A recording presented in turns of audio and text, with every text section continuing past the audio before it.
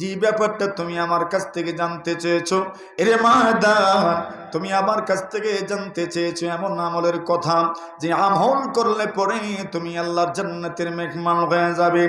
এই ব্যাপারে আমিও আতে নামদার তাজদার মদিনা সরকারে দো আলম সাইয়্যিদুল কাউনাইন ফখরে মওজুদাত বিশ্ব নবীজি সাল্লাল্লাহু আলাইহি ওয়াসাল্লামের কাছে প্রশ্ন করেছিলাম, ইয়া রাসূলুল্লাহ, ইয়া হাবিবাল্লাহ, আল্লাহর নবীজি গো, আপনাকে আমি এমন আমল জানতে চাই আপনার কাছ থেকে যে আমল করলে পরে আমি জান্নাতের মেহমান হয়ে যাব। এর মাদান জানুনি তুমি যেই শব্দে আমাকে প্রশ্ন করেছো আমিও সেই শব্দে রাসূলকে প্রশ্ন করেছিলাম, এমন আমল আপনি আমাকে বলে দিন যে আমল করলে পরে আমি জান্নাতি হয়ে যাব।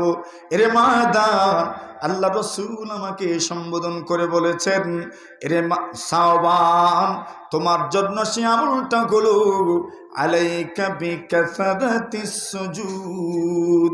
আল্লাহর নবী বলেন তুমি বেশি বেশি সিজদা করতে থাকো, বেশি বেশি নফল আমল করতে থাকো, বেশি বেশি নফল নামাজ আদায় করতে থাকো।